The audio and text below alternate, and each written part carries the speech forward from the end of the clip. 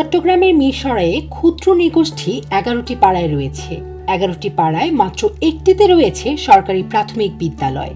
ব্যক্তি উদ্যোগে ৩টি পাড়ায় বিদ্যালয় স্থাপন করা হলেও সেগুলো চলছে খুঁড়িয়ে খুঁড়িয়ে।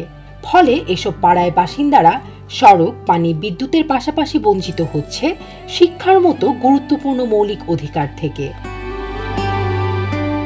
বাংলাদেশ আদিবাসী ফোরাম চট্টগ্রাম উত্তর জেলা শাখা সূত্রে জানা গেছে, মিরসরাইয়ে যে ১১টি ক্ষুদ্র নৃগোষ্ঠী পাড়া রয়েছে এগুলো হলো খৈয়াছড়া ইউনিয়নের পূর্ব মসজিদ দিয়া, মিরসরাই রিজার্ভ ত্রিপুরা পাড়া, মিরসরাই চৌধুরী ত্রিপুরা পাড়া, করেরহাট ইউনিয়নের সাইবেনিখিল ত্রিপুরা পাড়া, কালাপানি ত্রিপুরা পাড়া, কয়লা মগপাথর ত্রিপুরা পাড়া, কয়লা পশ্চিম সোনাই ত্রিপুরা পাড়া, কয়লা গোলছড়ি ত্রিপুরা পাড়া, নলখো ত্রিপুরা পাড়া, কয়লা খামারবাড়ি ত্রিপুরা পাড়া, খৈয়াছড়া ইউনিয়নের নাইয়াধলা ত্রিপুরা পাড়া। এসব পাড়ায় পরিবার রয়েছে ৬৫৮টি, শিক্ষার্থী রয়েছে ৮৩৬ জন। ১১টি পাড়ার মধ্যে কয়লা পশ্চিম সোনাই ত্রিপুরা পাড়ায় একটি সরকারি প্রাথমিক বিদ্যালয় থাকলেও বাকি 10টিতে কোনো সরকারি প্রাথমিক বিদ্যালয় নেই।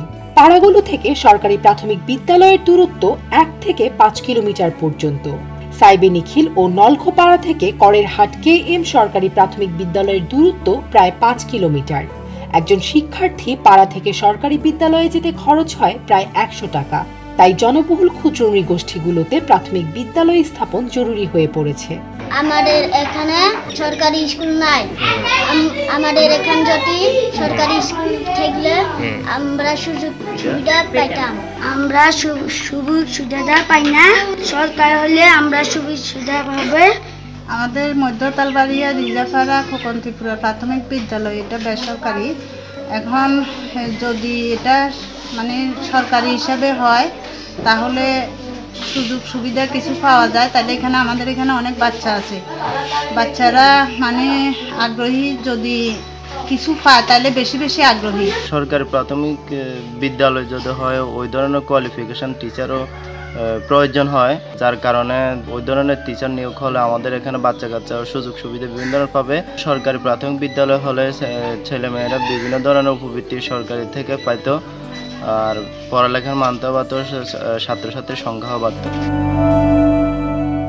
এ বিষয়ে উপজেলা প্রাথমিক শিক্ষা কর্মকর্তা AKM ফজলুল হক মুঠোফোনে বলেন, বিগত সময়ে মিরসরাইয়ে নতুন 8টি সরকারি প্রাথমিক বিদ্যালয় স্থাপনের উদ্যোগ নেওয়া হয়েছিল, কিন্তু ক্ষুদ্র নৃগোষ্ঠী পাড়াগুলো থেকে কোনো আবেদন জমা পড়েনি।